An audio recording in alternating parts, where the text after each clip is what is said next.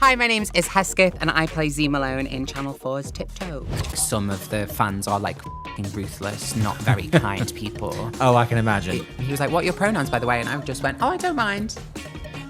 And then I was like, I don't mind. My first ballet lesson was my air dang audition. I remember being at the bar being like, what the f*** is going on? I'm fine. I've been crying to that since I was 14. You feel like I've got bloody goosebumps. Oh. I owe my life to Luke Shepherd and Tom Jackson Greaves, and I don't remember the last time I saw two trans women on TV together in a scene where they're not talking about being trans. Karaoke or drag brunch? Oh, I hate both. Sweet or salty popcorn? Sweet. Promise we'll find a guest one day who will like salty I'm popcorn. so- Rom-com or horror? Horror. Pokemon or Doctor Who? It is Pokemon. No! I know. One of the reviews said something like Courtney Bowman stomps around the stage with a gaggle of screaming non-binaries or something like that. That's like attacking. There comes a time when you put your art out and you have to understand that any opinion after that actually has nothing to do with you. I lost my nan on the Monday. We were doing all the hanging stuff. It was the hardest week of my life.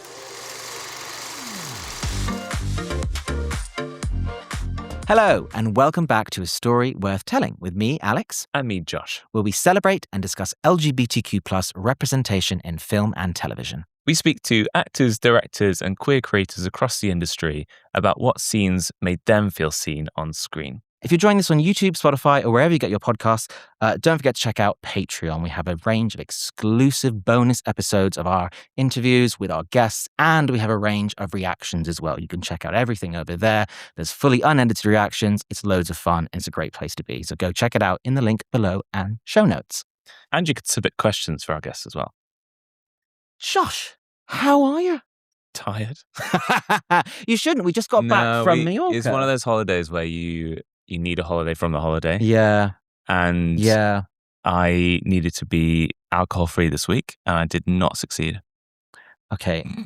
How are you feeling? Not that bad. Not potentially having a problem. Yeah, no, I don't get that as No, well. I don't mean like after work. Oh, Like, right, God, okay. I need a beer, but you know. Yeah, I don't think you should ever end a holiday still feeling like you then need Well, a I don't know holiday how from you the fix it holiday. then. But you Do you know, sleep on planes? No, Like at all? I find it. Well, I'm a nervous flyer, so I can't. Are you? Yeah. Do you have that thing where you feel like you're going to fall through the seat? I've spoken to people who are like, there's a gasp over there. Yeah, but look, people have that sensation where I just feel like I'm going to fall through the floor. And if I had that, No, I not a would really struggle. delusional flyer, just a nervous flyer. But I mean, I once was sitting next to someone and I fully put my nails into like their hand because I was so like, and they had like, yeah, I've gotten better over the years. Did they but- sue? What, the person next to me or the airline? Yeah, the person next to you. No, If they were no. American, they They might have been couldn't. like- They were my partner at the time, so Oh, they will have a scar forever. On A Story Worth Telling, we celebrate incredible LGBTIQ+ representation in film and TV. But off the screen, we have to face some difficult realities. Our rights as a community are being eroded, even here in the UK. Globally, the three biggest anti-LGBTIQ+ organizations received more funding than 7,000 organizations working to protect and advance our rights around the world. 65 UN member states, a third, still criminalize queer people.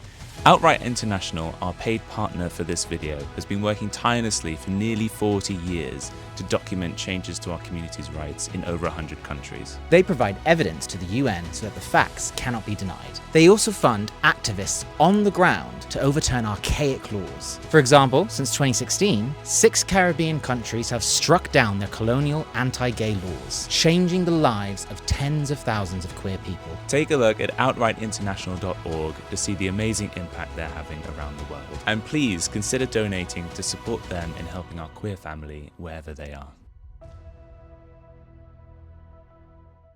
Our guest today is a stage and screen actress who has starred in some of the most exciting West End musicals, including The Book of Mormon, Rent, and Legally Blonde. On television, she's also starred in a long-running soap, Hollyoaks, and most recently plays the character of Z Malone in Russell T Davies' incredible new show, Tiptoe. We're so excited to talk about their journey, the importance of authentic representation, and what it means to be part of a show like Tiptoe. Please welcome to A Story Worth Telling, Iz Hesketh. Hi, Iz. How's it Hi. going? Thank you. How are you? Not bad. I absolutely adore the audible gasp we just had. It's falling through your seat. And I swear. Yeah. Yeah. Thank No, it's going to be a long hour if I can't swear. Falling through. No, not actually. No, not obviously not, but they like feel like they're going to fall through. That's too much. I think that'd be, Yeah. Are you a nervous flyer? Or? No, not really. Okay. My mum's always been a nervous flyer. Oh, so I think from young, and it's always just been me and my mum. Mm-hmm. So from young, I've always had to be like, you'll be okay. And my mum's like having a panic attack whilst we're flying. I've always had to be like, don't worry. You're like, being the rock, I think that's why I've had to be like, fine. Yeah. So yeah, no, I don't really get nervous. Okay. I think the most stressful flying experience I had was when it was like a really, really short haul one, and I was sat right at the back. And because of the ticket type I had, they had to serve you food. Oh. And they gave me food as we were descending into land. Oh. And it was all very stressful because my tray table was down. I had like it was in Thailand. I had like a full curry on my... Are they allowed to do that? I just don't want to be on a flight. I'm with not you, sure to there be are any honest, at this rules. point. I landed with my tray table with like a full meal, and I wasn't on really your sure. knee? No, it was on the tray table. Oh, it was on the tray table. Yeah, I was like, I'm not going to eat off my knees. I know. There's flight rule. Oh, insane. There's so much to speak about, obviously, with your career and, of course, Tiptoe. Yeah. I guess we kind of wanted to start at the beginning, if that's all right. The beginning. Yeah. So you started off on stage. Was it always kind of stage that you wanted to do? Yeah, initially? always stage I wanted to do. The TV wasn't even like a thought. No. Always wanted to do musical theatre. Have sung since I can remember speaking. When I was in like a relationship when I was younger, and this guy went off to drama school, and I was like, oh my God, I didn't even know you could do that.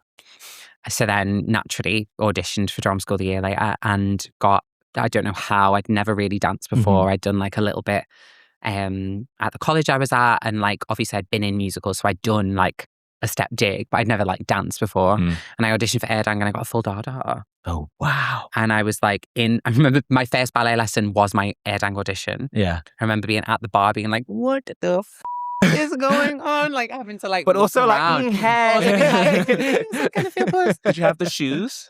Yeah, no. Okay. Well, yeah, I had like jazz shoes on and stuff. Right. Would you have to learn jazz? Babe, we had to do Every dance type. What did it? Everything. No, for the Air Dang audition, there was a ballet audition which consisted of bar and floor, a jazz routine which consisted of a routine for jazz and corner work. So you did like kicks from the corner, turns from the corner, and then a jazz routine. You sang solo on your own, did a monologue, and did like an interview section. So they're not asking for much. Not much, no. And you also have to pay. What? Well, you used to, back in the day anyway. Back in the day, you used to have to pay like £45 to audition. Oh, so you have to like gosh. pay that much. Why? just because they're like Just turn up. money probably. And I bet they Sorry, don't Air Dang. And in the interview, I remember them being like, basically like, how would you come here if we don't give you funding? And I was like, I can't. And they were like, oh no, like you like, what would you like take out a loan? And I was like, no, it's either you give me full funding or I don't come. Yeah. Which I think you have to be really strict. Like I'm northern single parent, like only child family. Like it took a village to raise me. Like my nan and granddad, and my auntie and my uncle, and they all like all hands on deck helped. Oh, that's really lovely to have that level of support. Yeah. But it does mean that like I need the funding to come. So I literally had to be like, I can't come. So they gave me one. And she got it, yeah. She got it. Amazing. Some incredible musicals. Book of Mormon, Rent, which obviously we'll get on to discussing later on. Legally Blonde. Was there a favourite in there? Like a moment? Is that the one in the park? Yeah. I saw that. Yeah, That was no very way. good. As if, yeah, I really enjoyed that. That was a moment. Yeah. A good one? It was a moment I had some wonderful memories from. Probably Rent is and I think the whole cast as well. We did it in 2020, which like the world was like just shutting down. We were originally meant to do it earlier on in the year. We all got cast like just as we went into lockdown. So as we were coming out of lockdown, we started to do all these things. So we did like the photo shoot and we did a bit of preparation for it. And then we did it in I want to say we were doing it we went into a second lockdown in winter time, I think. Yeah, that sounds and right. they put us we all rehearsed together, like socially distanced rehearsed. We set the whole show like socially distanced. I imagine that was very interesting. It was really interesting. And like only certain few of us were allowed to not socially distance, because then when we went to Manchester and performed it at the Hope Mill, we actually only did 5 days of the show before we closed. We filmed it in the day and did a show in the night. So we were like, because we knew we were locking down by the time we got there, they put us all up in a big house. So the whole cast, that was the only way they could do the show because we had to live together not to be able to not socially distance. Like a bubble. Yeah. So they put us up in this like massive 13-room house in the middle of Manchester. And we, like I say, we would film, did an official recorded version that they were streaming so we could continue to make money. And so that theatre was accessible to people who couldn't come to Manchester. And it was like shown all across the UK, I think, like parts of the world. I think people streamed it on different platforms. And we were filming in the day and doing the shows at night. And like, that was it. We did 5 shows before we like went back into an official lockdown. And we all kind of went home. But the show continued and we got to kind of show everyone it past us being sent home because we'd filmed it. And you can still find it on YouTube. Like it's got all like the official like clips and stuff. And I imagine you got really close there, the people you still speak to. Really close. We're like literally like some of us are like family. Like especially like my friends Ali and Kayla and Millie and Tom, and there's just we're such a, me just listing the whole cast because we really were like a family, and we just have so much love for each other. I think especially because we were creating theatre at a time when no one was creating theatre. I think we were like the only everything show was open. shutting down. That's such an unusual circumstance there. So well, they didn't deem the arts to be, what was it, essential or whatever. Yeah. And then, but Not that's like amazing key- that actually. keywords. So I think we were one of the only shows open in the world at the time. Wow. Which was crazy, and obviously like meant that everyone was watching it, which was great because it meant that we had like this big boom and we were so celebrated. So definitely that. And then we went back in the summer after that, once we were fully open, and we got to do it again. And I took over the role of Angel for the last part of the run, which was great. That's like my dream show and dream role. Well, I mean, when we watch the scene later, I think it'd be great to kind of just completely explore that, because I think that's such an amazing, almost full circle moment, right? Of completely, kind of like, doing something. So then we get on to TV. So where was the change when you decided to go into TV? I did Legally Blonde and had a massive breakdown. Okay. Yeah. Oh. So that was the fun memories. So now we go to tell. No, so I did Legally Blonde, and it was like a brand new version of the show where they had cast people who had never played these parts before. I was the first trans woman. I identified as trans non-binary at the time. But I was the first trans person to play a role written for a cis person in the UK. Right. Ever. Okay. So that obviously came with its own set of happened externally and sometimes internally. Not in me, I mean within the company. Well, within me too, I guess. There was some internal things going on too. And then Courtney Bowman, who played Elle, was the first Black woman to ever play Elle. It's normally traditionally played by like a very thin white woman. Yeah. And so we were coming at the show from a completely different lens, and it was like this, we were setting it in this like world where like race didn't have the weight that it did. And like it was all so multi-layered and representation on a whole other level. Level. I think it just sadly, we weren't like protected in the way that we maybe should have been. Right. So some of the reviews were just like, I can handle a bad review. Tell me I'm not doing my job well and I don't care, but don't tell me I don't belong in a space. Right, Which was like happening a lot with me and Courtney. And online, like I was having memes made about me, like legally male. Like people had like photoshopped pictures of me. Yeah, people were like saying I couldn't sing.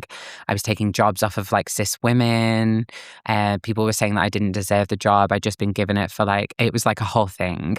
I was getting so nervous to sing. I like really, and I've always loved singing. Singing has been my first love my whole life. Like I said to you, I've sung for as long as I can remember speaking. I started to really lose confidence in my singing, and I had this one line in the show, which was the first line of the show, and it was just at the top of my range. I couldn't really do it when I was auditioning. I don't necessarily 100%. I think I embodied the role, which is what they loved and which is why they wanted to give me it. I don't know necessarily if I had the full skill set, but that's by the by, babe. I did the job to get the check. I was going to say, I'm not going to turn down the job because I can't sing one line. Do you know what I mean? So people are just going to have to put up with the fact I couldn't sing it. Gotta act the hell out of it. Yeah, and I did. I acted and danced it very beautifully. And like sang some of it very beautifully. It was just a shame about that top note, that top line that like everyone kind of judged me on. And I think as my anxiety around it got worse, because I was like so anxious to do it. And especially it's the first thing you see. I've done like 4 different productions where I'm the Act 1 beginner. which is a terrible idea, by the way, because I'm late to everything. Everyone's always like, it's the 5. And I'm like, you should be on now. Yeah.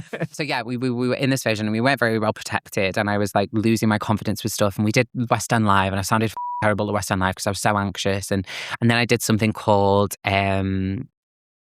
Musical Con. Okay. And we did a Rent reunion and I got given this one solo line and they were like, we'd love you to do it because I was like doing part of Angel and they were like, we'd love Angel to just sing this line in this version of this. And I was like, okay. Like I'm nervous. I'd rather not do it. And they were like, we'd really like you to do it. I was like, okay, sure. It's one line. I'll be fine. Mm-hmm.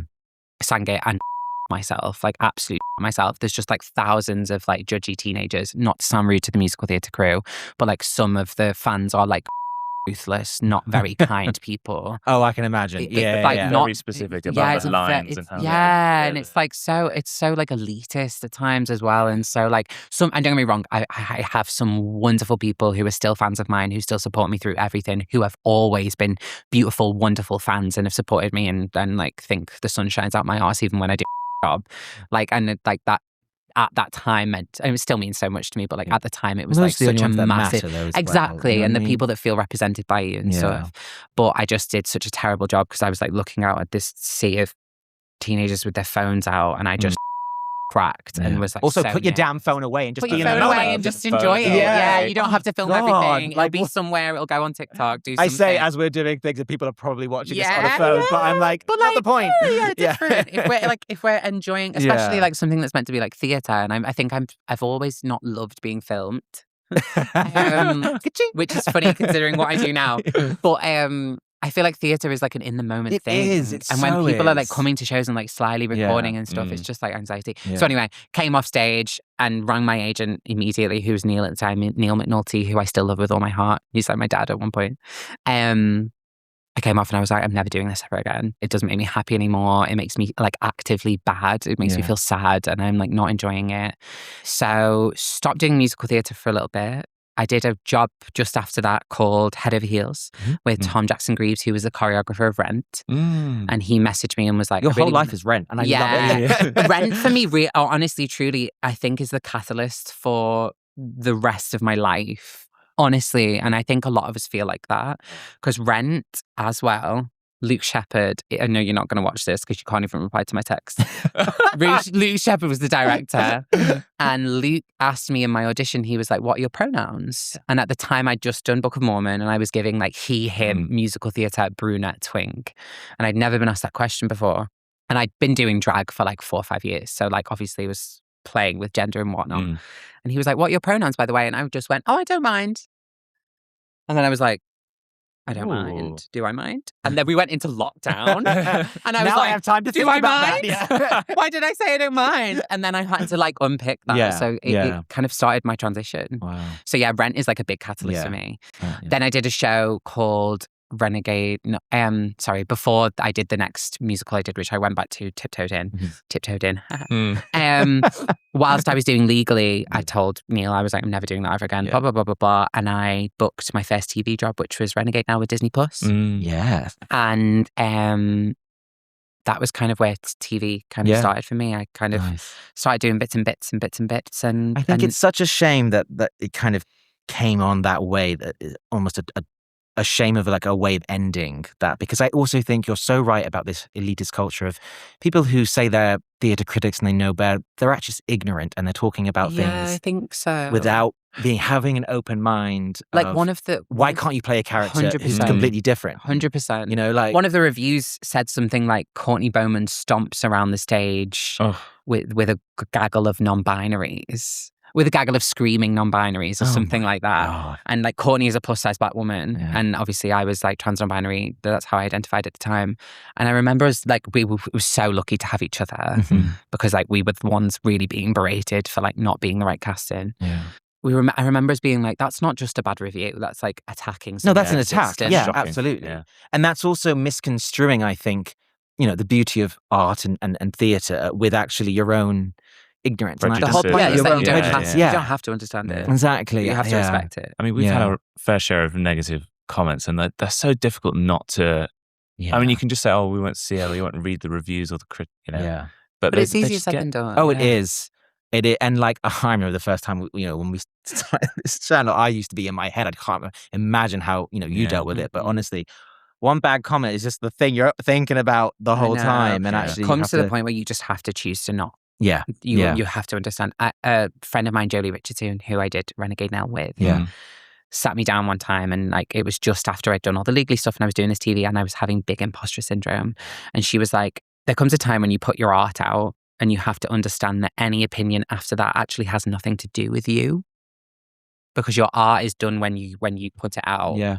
So like That's your on side of them. the job is done. Yeah. Whatever they think of it actually has nothing to do with you and your art. It's to do with them and their perception of it. Yeah.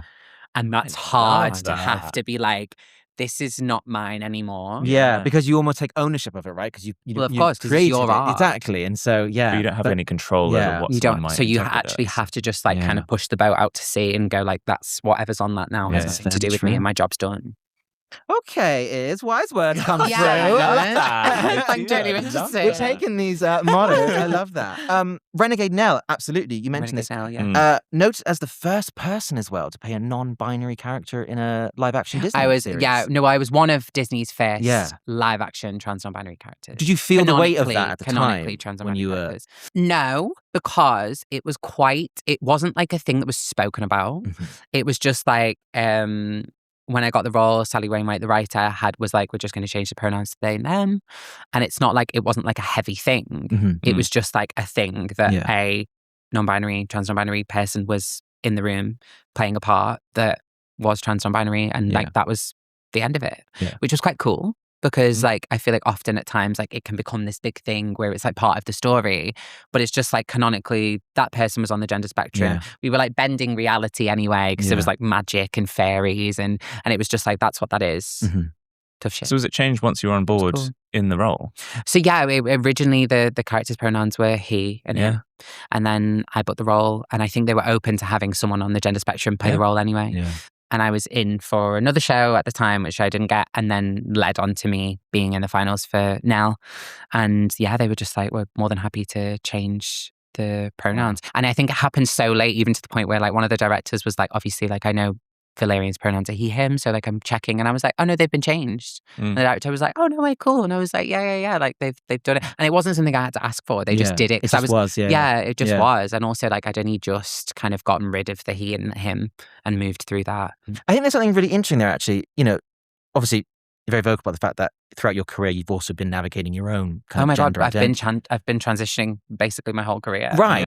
If you're going through your own journey and then you're playing all of these different parts, especially, non-binary characters and stuff, there's got to be a level of sort of, reflection on kind of where you're at and also what these characters mean to other people. Course, it's quite interesting because I think from early on in my transition, and I think Rent did this, I've been kind of like a spearhead for the community in a way.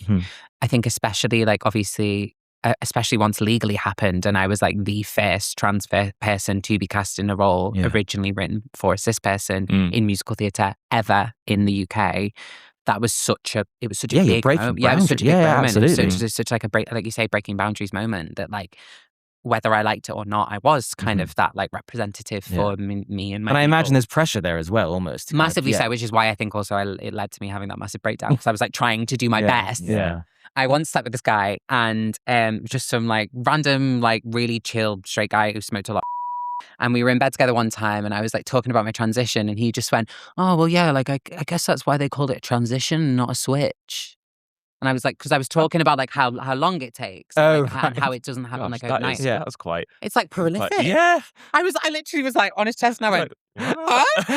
I was like, what did you just say? And he was like, yeah, well, I guess that's why they call it like a transition and a switch because like it doesn't happen over time and you're like, what's you really in this? have to like learn to like love yourself as it goes along. And I was like, yeah, you're so right. Yeah. So big up to you. I know you're not going to watch to see that. Whatever your name is. But you can only exist as the person you're existing in that moment. Yeah. Which is why I think it's important to, and listen, I've had a very privileged transition. I've been able to, I have the love and support from like an unconditional loving family and friends, and my support network's been fabulous, and I've been able to afford all of my medical transition myself because of my job. And like, so like that is a huge privilege that I do not for 1 minute, like, recognize. Yeah. But I think it's important to try to love yourself at every point in your transition and kind of just come as where you are. And I think you're allowed to explore that. I do this thing often, like, on Trans Day Visibility, where I like post all my headshots together from like me because I've had to have new headshots every time I look quite significantly different. So I literally have like these beautiful professional photos of me throughout my whole transition. Wow. It's really gorgeous. I try to post it every year because I think it's important to, no matter what point you get to with your transition, to not forget kind of where you come from and forget all of the people you've been, which have been for me, all of these people as in who I was, and then also all of these characters that I was at those times, which is such a cool timeline to have, beautiful. That I have all these versions of myself and then all these versions of these different people that I'd been at that time, that I was this version of myself. It's so cool. That's so, I love it. Yeah. I feel that cool. Do you feel that you're still on that journey somehow? I mean, I don't think it ever really ends. Yeah. I don't think it's Never getting off the train. Yeah, babe, never getting off the train. We're running straight at it. I don't think there ever is an end to anything. I think we're always, whether you're trans or cis or whatever, I think it's all made up anyway, but we won't get into that. I don't think any of it's Part real. 2. Yeah. I think we're always evolving and changing and discovering new versions of ourselves. It's only recently that in the past year, I met my partner, who was like assigned female at birth. And I'd never been with anyone who was born a woman before in my life, and like very much identified as a woman when we met. I was then all of a sudden like a gay woman. I was like, work, as in the L, the G, the B, the T, the Q, the I, the A, the plus. No. So that's what I mean. We're ever evolving and ever changing. So now to identify as like not only a trans woman, but like a queer trans woman and as I think well. As an actress as well, that gives us such a breadth of like the ability to see, all these identities Completely. to perform, and I think that's a beautiful, got perspectives that other people will never have. Yeah, I do. You also, I believe, won Best Newcomer 2024 Radio Times Award. What was that like? Crazy. I think it was the first time the awards happened, and Hollyoaks only won 2 awards that night. And it was Best Newcomer and Storyline. And I'd been in the show for like 8 to 9 months. And I just worked off. So I think they couldn't deny that, like, I deserve it. I did deserve it, though. Not like, I don't often give myself this credit. And we should give ourselves more credit. I worked really hard on that show. I worked like solidly hard for 10 months. I think I had 4 days off. In like that, apart from my weekends, obviously, but like 4 actual days off. I'm contracted to do 43 episodes. I did 112. Wow. Like they worked me like a dog. And I did like, and not just like. Did you have any rights? Like, no, babe. And I was like crying all the time. Like my storylines, my character went through like conversion therapy and was like kidnapped by her dad. And like, I came in a car crash and I was like hiding my identity. And then I nearly got with a guy and he freaked out because I was trans and like dumped me. And then sounds like Hollyoaks. Yeah. So like I was like, it was emotionally like draining. I was doing this like all these like really intense scenes and also trying to do a really good job because again I'm one of the only trans women on TV at the moment. Did you feel like the storylines, you being trans and then obviously playing those storylines out, did you feel it was a little bit, was there authenticity there? Or complete authenticity? Okay. So the role was written for me, which was beautiful, wonderful. I knew one of the writers, Johnny, and Peter, who had seen me in Rent. They got together and they were like, we'd love Iz to be in the show. Let's like create something for her. So they kind of thought this plan through for this character, and then the execs got fired. So I was already like on my way to coming into the show, but they didn't like the storyline. So the new producer, Hannah, basically got me in for a meeting and was like, what do you want to do? Wow. And we just like, I told them about my own lived experience as a trans woman, and they told me like how they thought I was going to come into the show. Did you say you came in in a car crash? I came in a 3-way car crash. And on Was that your idea? That was my idea. No, that's my lived experience. I'll tell you how we can start it. That's actually how I came into my hometown. No, I came in a 3-way car crash, and on impact, the girl next to me died. And for some, you don't know why, but I steal her identity and I run away from the scene of the crime.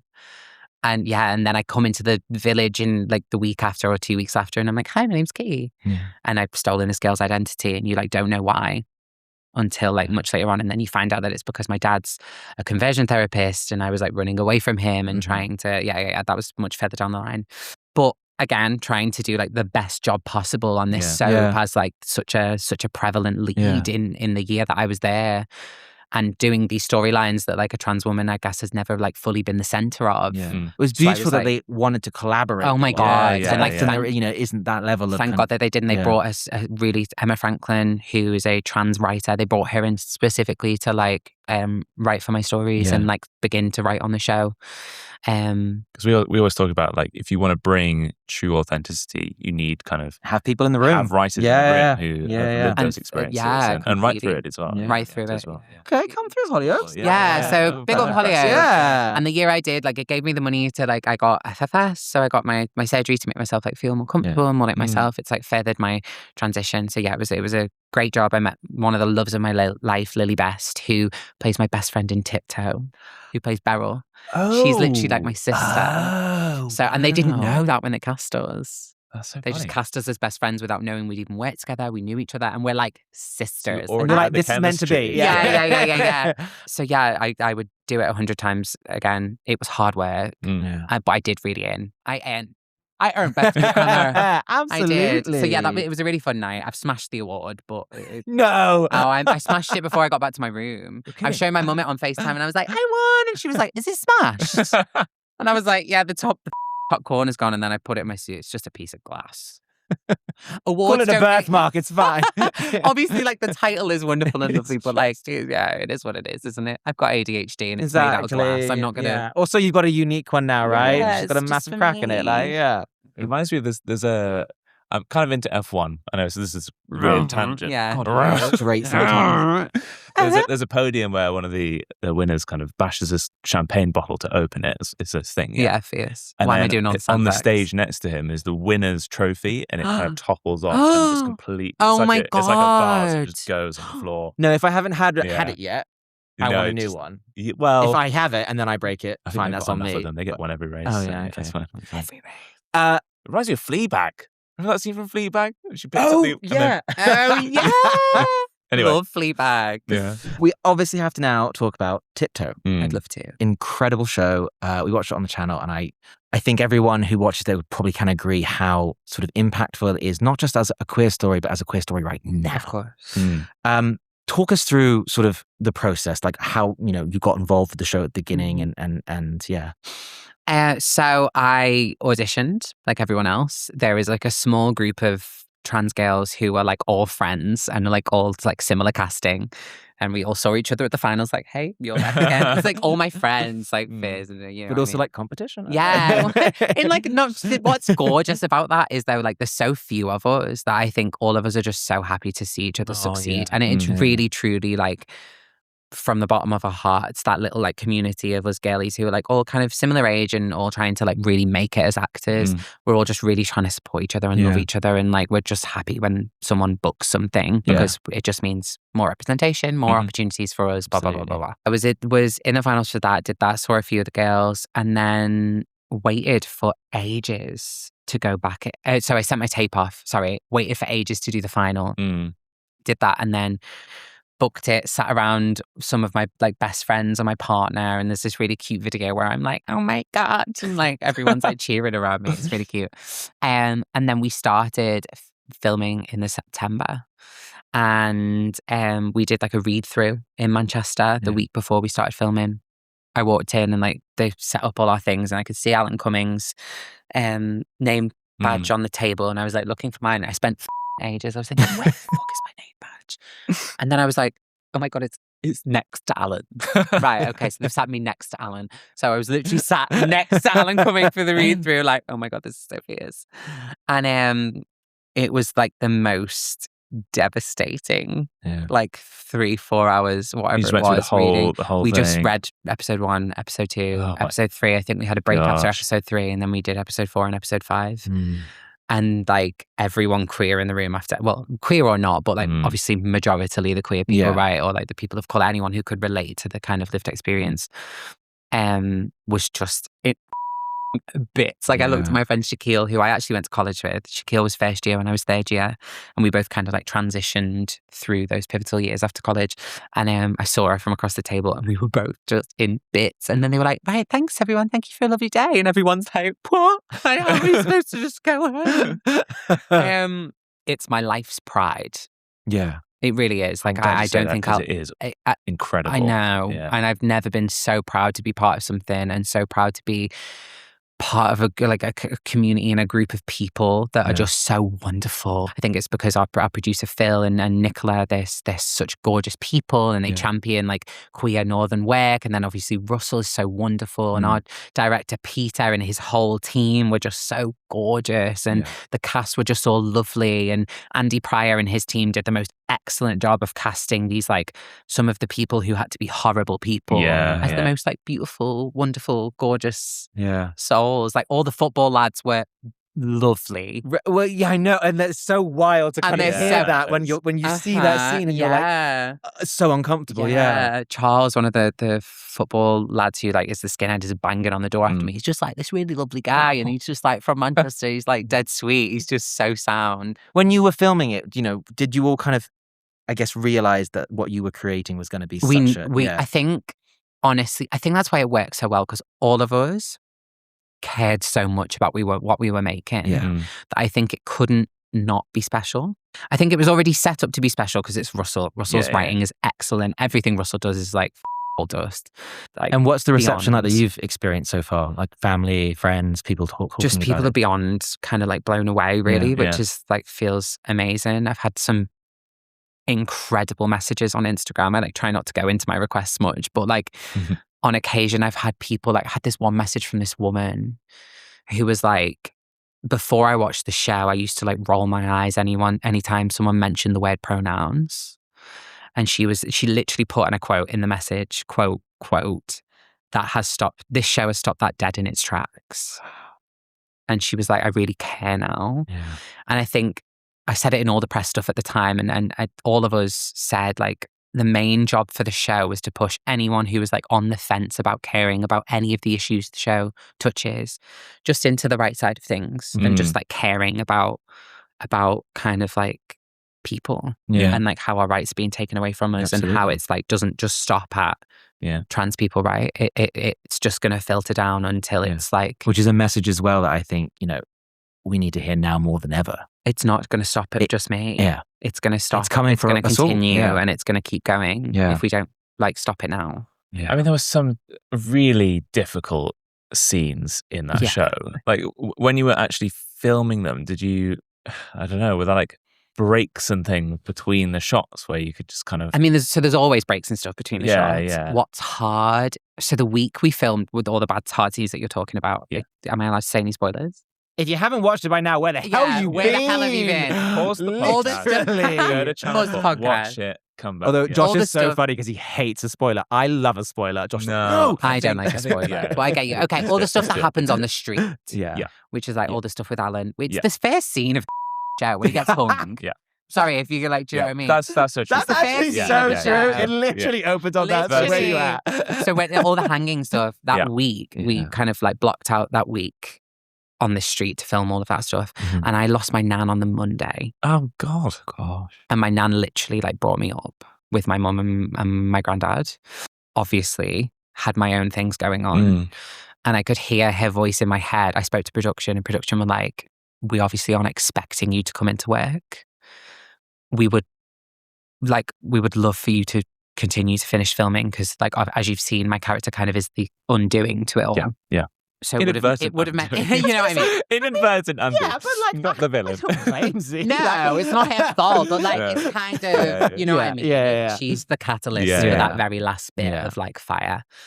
And So it would have meant a lot of rewrites and like all like completely rescheduling the filming. It would have been a lot of drama. And I could hear my nan's voice in my head being like, you're bloody well going. Yeah. And you're bloody doing a good job. So I was like, just put your big girl shoes on. So I literally went in the next day and we were doing all the hanging stuff. And I was like, just use it. It's like probably not the healthiest thing in the world for you to do, but it's going to make you do a really good job. And it was the hardest week of my life. Yeah. Like hands down. And then I had a moment in the middle of the week where me and my partner was like staying in my hotel together, and we had this massive moment where like we had to stay up all night like talking through something till like 5 a.m. and then I was being picked up at like 7. And like it was just like this, it was a really hard week. And it would have been hard anyway. Right? Because like because of the everything we're doing. Yeah. But like I've never been so helped by a group of people in my life. And like just like loved and looked after and like, oh, you don't want to get upset. But like just like everyone, not just like producers or like people I'm working with in cast, but everyone was just like, if you need anything. Yeah. Or like if you need to take a minute. Like, there was a moment where like I had a bit of a moment and they were like, we need you on set. And I was like, I just need a minute. I think they took like 15 minutes and I just needed to cry, basically. I had this massive cry. Alan, he was a makeup designer, came up and then like touched me up and like gave me a massive hug, and he spoke about how he lost his nan but there was moments where like Joe, who plays the older brother, who I really remember the name of. What's his name? I don't remember. In the show. No, I told you my memory was bad. You're asking the other ADHD person as well. Saul. Saul, yeah. He played Saul. And he had this moment where he was going over and over again, where he's like being held back by the boys and he's like, Dad, stop it. And I think he just did that one too many times. And me and Joe are like soulmates. We've really like, really, really, really, truly, he's like my angel boy. He'd just done it one too many times, and he came upstairs and he was like shaking, and I could see he was upset, and I was like, are you okay? And he was like, yeah, I'm okay. And I was like, you don't have to just say you're okay to like save face. Like, I'm asking you if you're okay. And he was like, I think I need a bit of a minute. And he like just fell to his knees, and I just held him, and it was really hard. Like, I'll be so honest, it wasn't easy. Yeah. But it's good to know there was that, that level of Oh my support God, we all love each other so much. Something that's so personal to you. You need to be able to, And you need that support. And like there was obviously like intimacy people on set. Yeah. But I want to ask actually about Z, because there's also this scene where she's trying to get out of that house. And it's really intense. Yeah. As a trans actress in 2026, are there elements of, Z's character, and in particular that scene, where you were like, I can relate to this level of kind of... Do you know, I'll be so honest. There's so much of Z that I don't relate to. I think because I've had such a wonderful home life. Like I have complete unconditional love for my mum, and like my grandparents obviously were like such a huge kind of support to me, and so I can't relate to the whole she was kicked out at 18 and like has had to like fend for herself, and like has like a kind of a relationship with her dad, but like isn't dead close to him, doesn't speak to her mum whatsoever. Like I don't have any of that. I've come from a very like lovingly privileged, not like privileged wealthy, but like I've been privileged with an immense amount of love, which is a beautiful thing, which is it, and oh my God, yeah, and it's so in those ways, no, I can't relate to it, but I knew that I had to represent a lot of people who have that lived experience. So I did a lot of research into that. I spoke to like a lot of my trans friends who have had that experience, and yeah, it was quite hard to have to delve into that, because I would never be in the situation, unless like all of my family died, I would never be in a situation where I would ever have to think about living in an unsafe place, because I have too much support network. So to have to put yourself in that place is quite hard, especially when it represents so many people. So I love that you thought about the representation and what it would mean before going into the role. Of course. You've got. I think that I have so to. good. I have to. I especially if I'm being someone I don't relate to, and it's got such a gravitas for people that will see it and understand it and relate to it. I have to show up to the best of my ability, especially being, like we said, like I think I was like one of 2, 3, maybe 4 trans women on TV last year. That's not that many. Like I'm really having to represent it. So like you have to do a good job. And I also think you should do a good job of whatever character you're playing. If you can't relate to that person, you have to find a way to understand that experience and to represent it well, because you're representing a type of person. Well, it's a fantastic show, and you absolutely, thank you, nail it. And I think the cast, everyone should be so proud of the story they made, because it really is. It's something that I think not just queer people, everyone needs to be watching. I think so. I believe so. And everyone can see themselves in it. Yeah. You see people from like all different walks of life. And I think it's one of those things as well where it's that story that goes, oh, you don't think this could happen? Well, actually, it can. This is the thing. It's the eye-opening. A lot of British people, I think, have found the like lynching, call it what it is, to be like a bit far-fetched, a little bit farcical, but like it happens to Black men in the US all the time. Well, then that's the thing. And I think what the writing does there is it almost kind of dares to be that sort of, oh, this is a farcical thing, but actually it's like, it's happening across the world in like lots of different places. And I think the point of the show is to put it in your back garden and say, and it says, what if it was here? And it's like, watch it, don't look away. Because I think so much of, as well, audiences, we want to look away at things, but it's like, no, look at it. You can't. And especially when it's for the people who it isn't their lived experience and they can look away. Yeah. That's why I chose to keep Z just staring at it in the window, because she can't look away. Yeah. Because it's like her experience. Why would she can't turn away from something that's happening in front of her.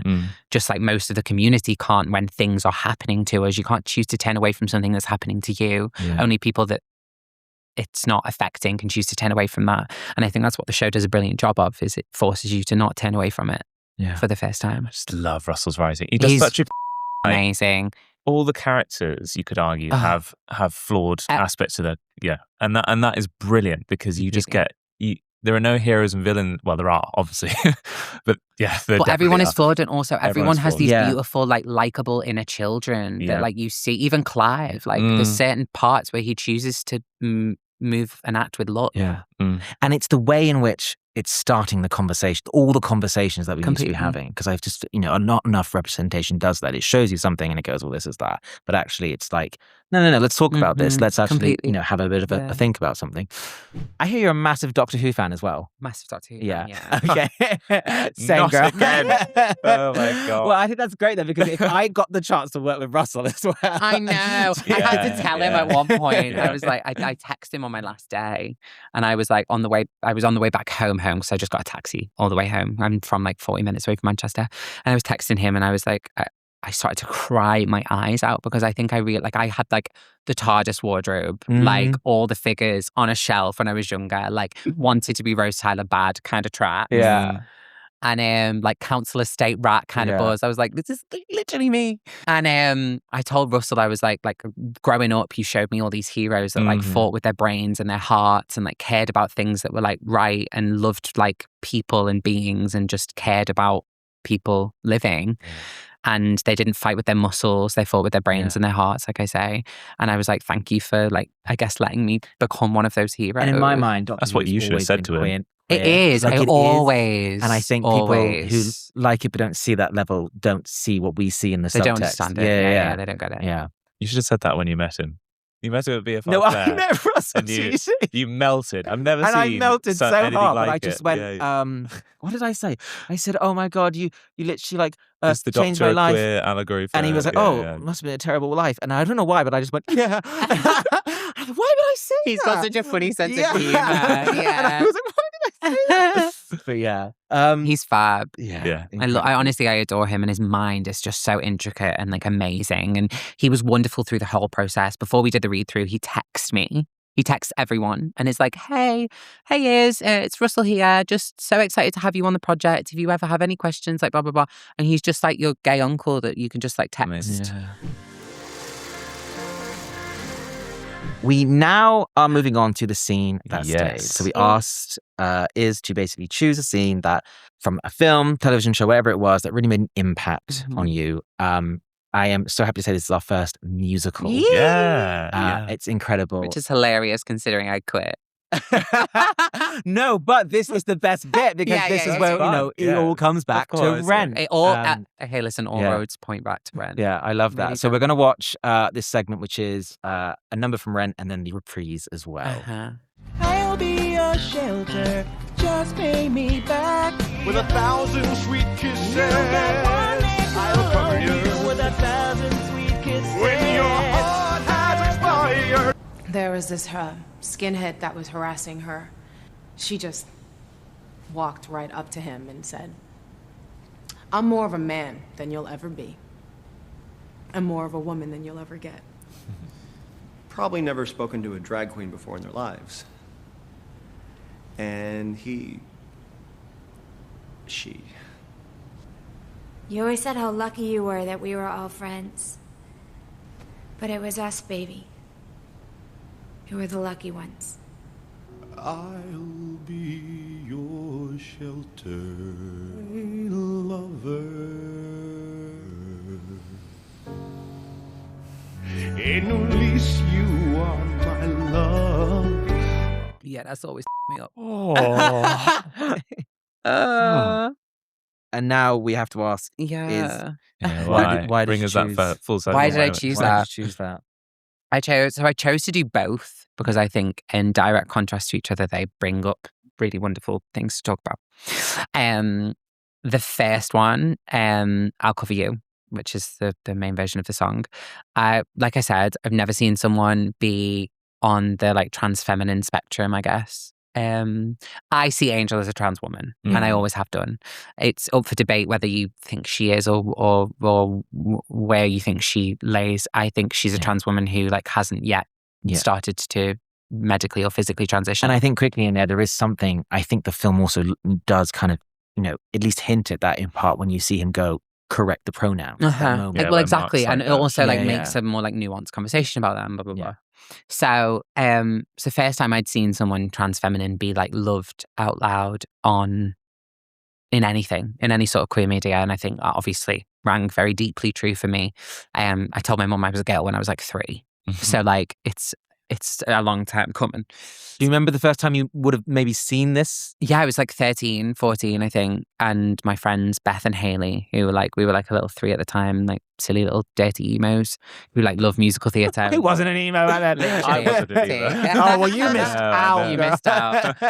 And I remember us all just watching it together and like me falling in love with these characters and feeling like I'd like for the first time seen like an overtly like cast of queer people being celebrated for their queerness. And then obviously you've got the layers of it being the AIDS epidemic and it not just affecting queer people, it affects the straight people in the story as well. And there's like a Latina and Hispanic people and also like Black people, and you've got it's so multifaceted and so layered. I remember being like absolutely blown away by it by the first time I watched it. The scene where they sing where Mimi sings Without You and Angel's like dying of AIDS in hospital. I chose not to choose that one because I thought that would be too much.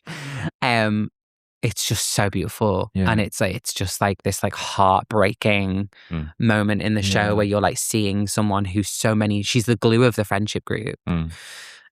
She's the core and the heart of the film and the show, I believe, which is why I think the casting for Angel has to be so specific because they have to be the heart of the show. And when she dies, obviously the friendship group starts to break apart and relationships change and people like lash out at each other and stuff. And to just see this person who's like losing their life be so loved and so lost by the people that love them. But then it gets to their funeral. And at the same time, And their funeral's empty. Yeah. Assumingly none of their family are there. They've had to use a picture where they have no makeup on, their hair isn't done so that the church won't be like, no, we can't do this. Like, and then even at the funeral, like people are stuttering over their uses of pronouns and it's like this like kind of genderless person. I think to have the contrast of being so loved at the start and finding like the love of your life and then it not being for very long because of this like disease that was like so prevalent at the time. I remember watching her be loved so out loud and so like brazenly by Collins and the bit where they like run together. And I rewatched this for the first time in a long time. I haven't watched the film, I don't think since I did the show. And I watched I'll Cover You and the bit where they run, I burst out crying because it was only like a few months ago that me and my partner were like walking home and we lived by West Ham Stadium. And we were walking around the stadium and we could see the moon and both of our phones had died. And we just started running because we were like so happy and so in love and we just like had music on and we were just running. And I remember being like, the reason I cried was because I was like, I found that love for myself, and I found that community and those friends and that like romantic relationship. And I think it's because of things like this that make you go like, oh, it does happen for people like me, and which allows you in turn to then be the person that you are, because you can't be what you can't see. Yeah. Oh, absolutely. Yeah, we like that. Oh, one. our favourite We like that phrase. one. You can't be what you can't see. Absolutely. Yeah, and you I can't be think, what you can't see. musicals have always been camp, queer-coded. Of course. But Rent in particular is that one that really hits the message home about our chosen family and the people around us. That's the whole point. Yeah. And shows that representation, as you say, on so many levels. The people that we talked to about their scenes, it might have been like the first time they saw a scene, but for you, I feel like it's more than that. No, it's like I'm not joking. Yeah. This show is written into the DNA of my being. Like I'm being dead serious, and it has been, I think, since I was about 14, which is why doing it. And then all of these, I could walk you through. No, I'm not joking. The series of events. Is Rent timeline. It's so true though. But like from doing the show in 2020, I could walk you through all of the things that have had to happen that honestly have all stem back to that. I wouldn't be where I was right now if I didn't do that show in 2020 and 14. And to play Angel, I mean, what was that like for you? Because I feel like that, as you say, it's written into your DNA, and almost that moment of completion. Did you have the County Back wig as well? No, we had like that. So this is the thing. Obviously, I'm not perfect casting for Angel. I do think she should be played by a person of color or like a Latina, Hispanic person. But the person who played Angel, whilst we did it, Alex, couldn't do the last 3-4 weeks of the second run. I was the only ensemble member that had done both versions of the show, and also like it just made sense for me to step into the role. It was such like a short period of time, and you were like, and I was like, I would love to do it. And I knew it was like my only chance on the sideline. Do you know what I mean? If there had been covers, I would have been like first cover Angel, but there weren't covers. I actually went on for Roger as well during the run. Which is a role that I didn't cover. Interesting. That my friend Tom fell ill on, and Luke rang me and was like, "You're the only person I know that knows," because I know the show inside out. I know every single line, spoken and sung. We should have done a Rent line test. No, I feel like that would have been so good, and also like probably really sad. So I went on as Roger the week before I took over Angel. So I was the first. I was also, I think, the first non-binary person to play like what is essentially like the male lead in a show. And then I took over Angel for the last like 3 weeks. I can't remember. It was a dream come true, like a true dream come true. My nan and granddad came to watch my nan's been like kind of bedbound for like quite a few years, or was bedbound for quite a few years. And like started with early onset dementia, not early onset dementia, but she had dementia when I was kind of just before I went into Rent. So we managed to get them in for my dress rehearsal, which was really sweet. So both my nan and granddad saw my dress, which Tom Jackson Greaves, choreographer, like sorted out for us. I technically learned the Angel track in like 2 days, and then was on and taking over the role. I mean, I'd watched. So we were the way it was staged was we sat round the show, so that we were a group of players playing the parts of the people in Rent, and like our job for whilst we weren't on stage or in the scene was to like give energy to the scene and like watch and like be present with the scene. You're like, so I'm off book. So I was watching the show every day, and I was like, I know it. Like I was like telling myself where Alex was going, and. So I then took over. I had like this cunty little blonde bob with these like dip-dyed purple ends and this like fierce like ruffly collar.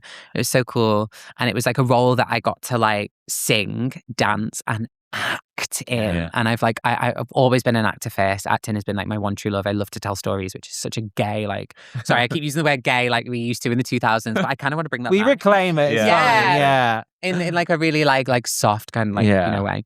It was Rent that Peter Hunt came to watch me in, and the scene where like Angel dies, we set it where there's a song called Contact in the show where she dies, and then it goes straight into the funeral scene.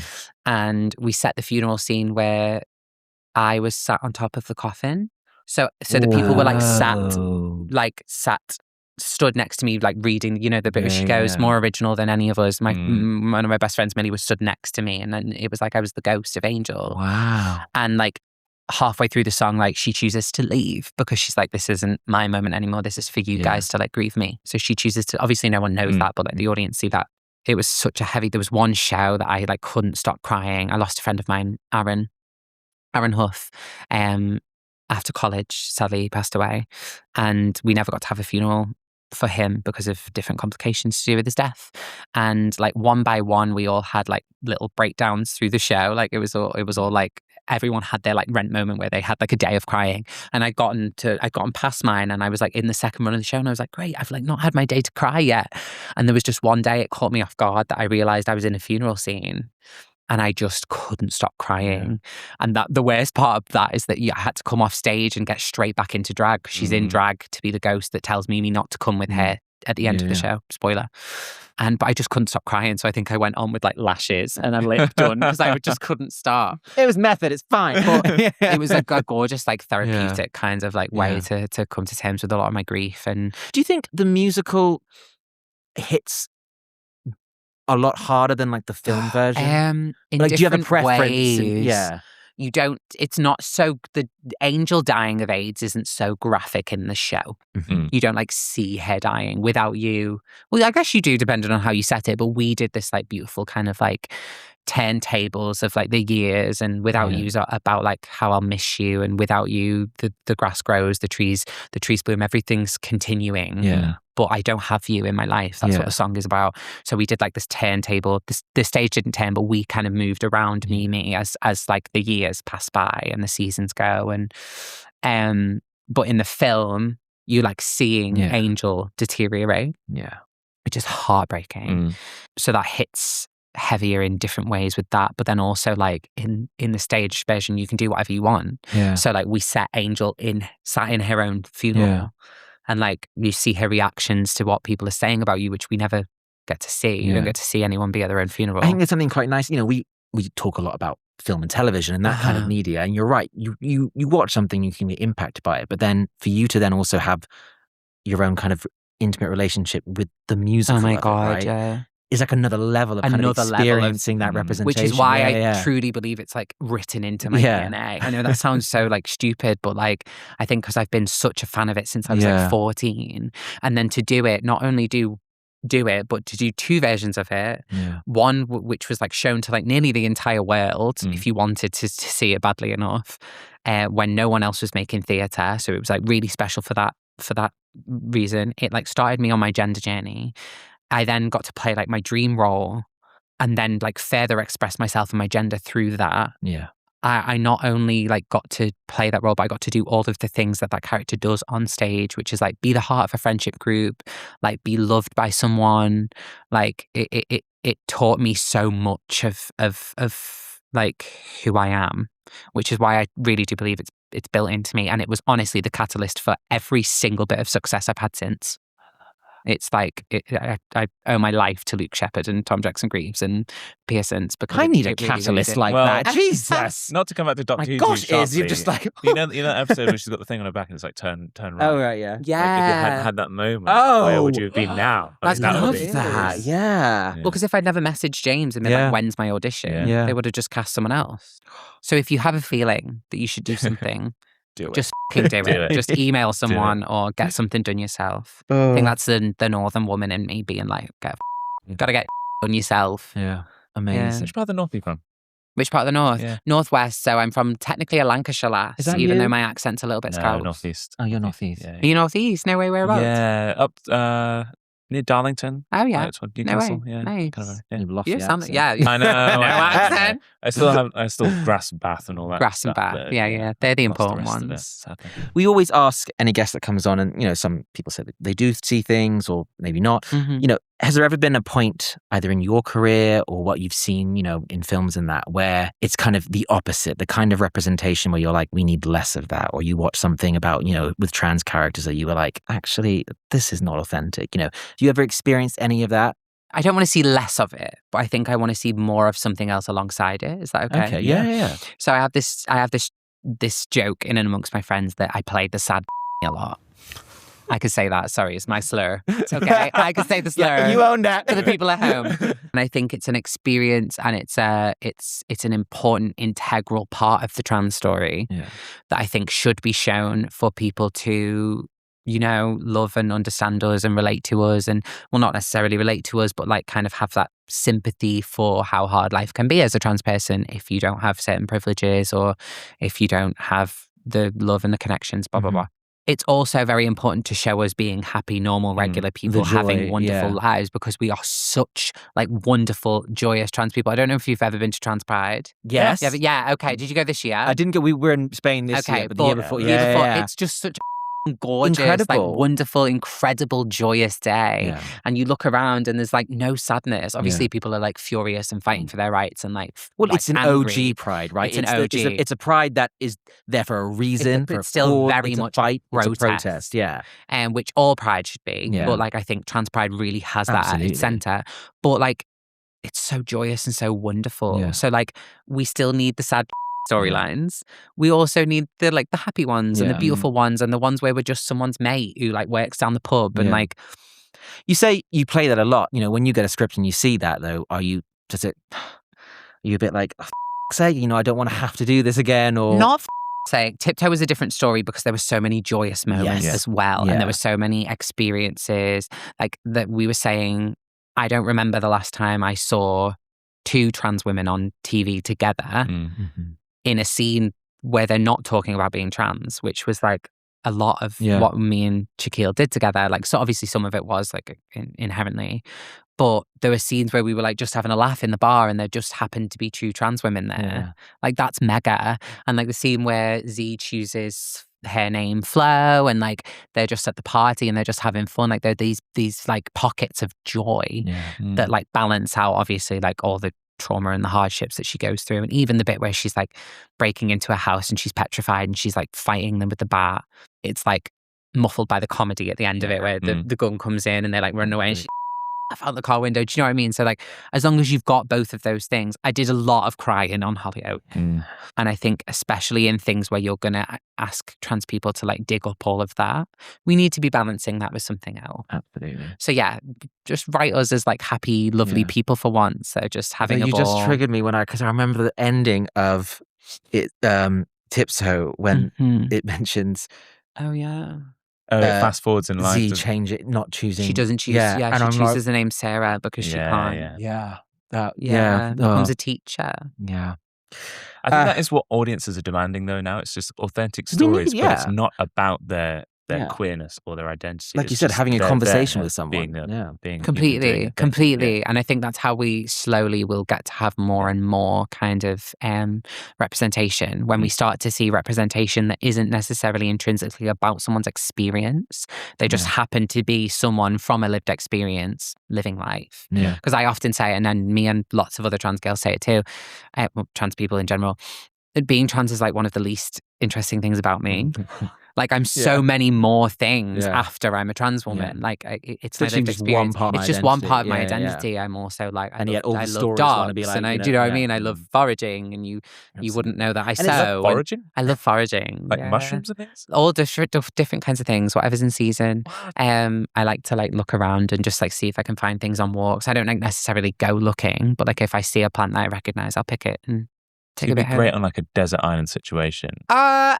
More like a poisonous berries. Desert islands don't have anything there. I know British plants. I don't know if I would know like crazy, spooky ones from. Talking the other like woodland elf, not like pirate. Okay. But I would love to do pirate. Listen, give me a little foraging book from that side of the world, and I'm sure I'd be fine after a day. Got it. But like, I'm better with British plants. There's a lot less that can kill you. Met a forager. Haven't you? Yeah. There's like a bit of a joke between me and my friends. We'll just be walking, and I'll just pick something off a tree and start eating it, and they're like, but poison. Well, it's not though, because I know what the plant is. Oh yeah, if you know it. I can identify it. I was going to say, if you know it. Yeah, I like know what it is.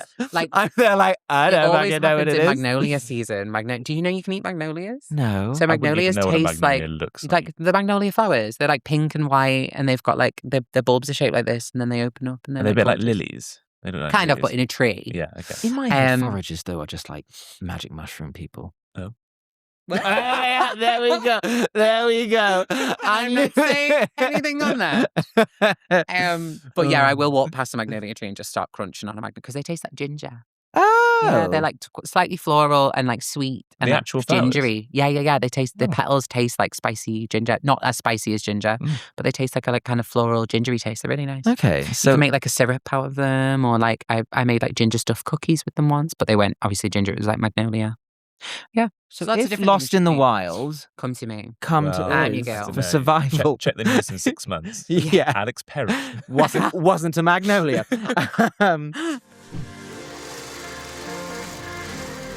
It's time for some games now. Yes. Yeah. Fun. We've got a game which is called Queer Instincts. So it's literally one of those this or that. Okay, Just the first for you. one that comes to your mind. Okay. Night out or night in? Night out. Karaoke or drag brunch? If I'm being paid, drag brunch. paid. I hate both because I think people hate who both? can sing hate karaoke, Yes. and I've worked so many drag brunches that I think I'd pull my eyes out. But like if it's like my The lesser my of two sister, evils. if it's my sister Ember performing, I'd love to go to the drag brunch. So let's go drag brunch. Amazing. Halloween or Christmas? Halloween. Sweet or salty popcorn? Sweet. Damn it. Sorry. Still haven't been a salty He gets person. triggered every time there's never a salty. I can do sweet and salty. Just salty is too much salt for me. I've got a sweet tooth though. So I don't think that's I promise we'll find a guest one day who will like salty I'm popcorn. so I think it's like. But going for to- now, I agree. Do you not need loads to drink after it? Well, though? no, but I I'd think be it's like. pissing. I get anxious about needing the toilet during like long movies because I Okay. don't want to miss a scene. So you dehydrate So yourself. I think with that is salt. it. I just like get proper salty. You're so weird. Bit in Get it, proper yeah. salty. Coffee or cocktail? Cocktail. Nice. Oh, I don't drink alcohol though. Mocktail. Mocktail, yeah. But I Mm. don't drink coffee either. So yeah, mocktail. Texting or voice notes? Voice note. Right. Hate ADHD texting. thing. Yeah. Yeah. Actually, I'm going to one up that and say video note. Oh, Is that a thing? whoa. The video note. Yeah. All my friends hate it. My friend Hannah Jones. I don't like shit half the hates- time. I'm not doing a video now. Oh, just a little prop it up. Yeah. Love a Okay. video I love that. I note. love that. Interesting. Rom-com or horror? Horror. Nice. Big time. Theatre or film? Ooh. Mm, To be in or enjoy? I think enjoy. I think enjoy, yeah. Theatre. Okay. Rent or Legally Blonde? Rent. It's got to be Obviously, Rent. gotta Love be, Legally. gotta And be. I also did Legally Blonde in Amdram when I was 17. I played Warner. Oh. I know, because I was obviously like a twink. And then, yeah, when I got to redo it again, it felt nice to do a full circle because it's Yeah. always been one of my favorite musicals, even when I yeah. did it in Amdram. And to do it like full circle and come back as like on the side of the show that I like knew I was always meant to be on was really like perfect. And that cast also holds a beautiful place in my heart. We're all wonderful. We're like family. And I think we all kind of like felt the world against Yeah. us, similarly to Ren. Pokemon or Doctor Who? Now I'll keep it so real with you. It is Pokemon. No. I know. I'm so heartbroken. And I'm so sorry, purely because I still like actively love Pokemon. Whereas Okay. Doctor Who was like a big part of my life that I adored it for. Pokemon has continued well into my late 20s. So I do have to choose Pokemon. I'm a massive Pokemon nerd. Your drag or Tia Coffee's drag? I may be Now starting I a love feud. you, TT, but she's never been the one with the looks in the family, so I'm going to go for my drag. My drag's always been cheap as chips, but I've always looked hot. And we've now started a A mother-daughter feud, yeah. But I love Family you, and feud. she's looking cute at the moment. She's looking Oh, cute. amazing. Our next game is what we call the queer time capsule. Okay. So you are charged with creating like this capsule that could restart queer civilization in the future. So it would open like 100 years by a new civilization. Yeah. Like, oh my God, I've got this queer history. So we've had previous guests on the show enter things like rainbow clacking fans, bottles of poppers, Those are drag queens. a copy of Rocky Horror Picture Show, It's crazy. Kylie's Step Back in Time album, Okay. Heartstopper bracelet. That was quite cute. That's from Alice Alice Oseman, Oseman. yeah. So she was like Yeah. a hot So bracelet, yeah. cute. So yeah, is there anything that comes to mind? It could be anything. It could be And it can literally object, be anything. Just album. one It object. could be anything. It could be a film. It could be Okay. an I'd album. it could probably be whatever. do like a DVD Okay. with. Is it Rent? No. This is dead ass my choices. Probably I would burn onto it. Paris is Burning, Rent, Pose, Ooh. Tiptoe. Yeah. Oh. Maybe What It Feels Like for a Girl. Just because I think that's really prevalent too. Yeah. And also maybe like Queer as Folk. those kind of things burned onto it. So the entire... Right. Just the entire queer discography. Yeah. And then maybe put on a cheerleader just for a fun one.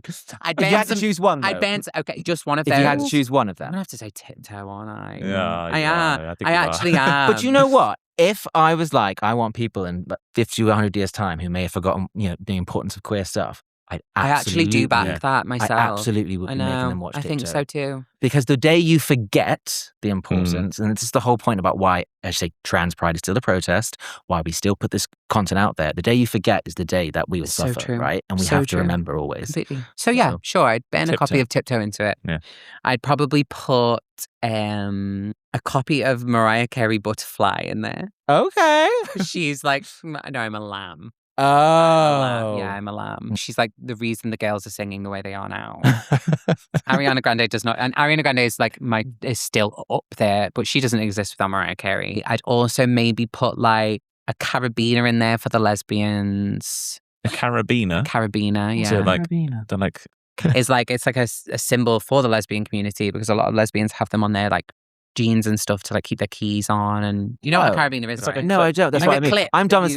Like a clip you know that the clip in gym your where you jean. put the clips think I've used got to one. attach like different attachments to like cables. Do you think They're like you do that. like Go 8? Yeah. Yeah. So that's a Oh. carabiner. Yeah. Our technician has a Just living a lesbian fantasy. I'd probably put a carabiner in there for the lesbians. It might have to be a bottle of poppers for me. Okay. Again, you only needed one, but I love this. I'm You're- sorry. yeah, you're just I thought I was filling like it up. filling up. You're like the- filling up for all the letters, and I love that. Oh, I'm so I sorry. love that. I thought I was like creating a whole. I'm adding to it. Just the thing that you Oh, want to put in. okay. No, it's oh, good. I mean, no. We can have all those things. Is just making a whole new Sorry, capsule. I was going to make my own time capsule. That's what I was planning for. Okay, I'll leave it there. We've now come to the end of show question is. It's been an absolute joy. It's been having gorgeous. you. Thank you for having me. We ask every one of our guests the same question all the time. It's basically one of those hypothetical questions. So imagine you are a director with a load of money and an all-star cast. What is the LGBTQ plus story you would like to tell? And this can be either something you think just needs to be told that hasn't yet, something that we need more of, your own story. It can be anything. My friend Hannah Jones, who starred in What It Feels Like for a Girl, she plays like this Scouse blonde like doll in the show. And she is a Scouse blonde doll in real life. She writes, and she's written a show which is basically kind of like Sex in the City, but it's London with dolls. Oh my God, that sounds incredible. Uh-huh. That sounds Yeah. so good. Yeah. So I would commission that and get that made. Oh my and God. just show us off in like the most brilliant, Yeah. amazing, effervescently weird, Yeah. catty way that we could possibly be shown. I think it would be fierce if anyone had the balls to pick it up. And again, like you said, it's that joy representation. joy. It's that everyday But representation. also, when you've got that joy and that representation throughout the show, you can go into some really hard, dark places as long as you've got all that happiness with it. Yeah. And I think to have like 5 trans characters be at the center of a show is like exactly what the world needs right now, or what the world will always need. And like So a yeah. Sex in the City vibe. Yeah, it would be so fun. It Just would the be girls, so like good. bouncing around London, Yeah. and like you'd get to see all your favorite like little places, and we'd take you. Do you know what I mean? So yeah, I think that would be fierce, especially to show like different kinds of dolls. Because like me and Hannah are like, I'm like a slightly like tomboy like lesbian trans girl, but like my friend Hannah is like Baywatch kind of like blonde bimbo boots. Like I think to show different kinds of trans women would be fierce. That would be And then fantastic. obviously all different trans people from across the whole diaspora in the show. So yeah, I would commission that because I think that would be really cool. Thank you so much for joining us, Thank Iz, you. and sharing your stories. Into that camera there, Uh-huh. let people know where they can find you, where they can watch Tiptoe if they want to watch that. Yeah. You can find me on Instagram at iz.hesketh. And you can watch Tiptoe on Channel 4, and you can also watch it on HBO Max across majority of the rest of the world. And in the US and Canada, it's coming to Stars in I want to say October the 5th. And you can come to Hackney and I'll probably be wandering around. Thank you so much for joining us. Make sure to follow and subscribe to keep up to date with the show. And remember, if you're watching this on YouTube, Spotify, or wherever you get your podcasts, you can also check out exclusive bonus episodes with all of our guests. You can also find amazing reactions and commentary to some of the best LGBTQ plus film and TV out there. So go check out Patreon and the 2,000 or so other people enjoying stuff over there using the link in the description and show notes below. And remember, your stories Are worth telling.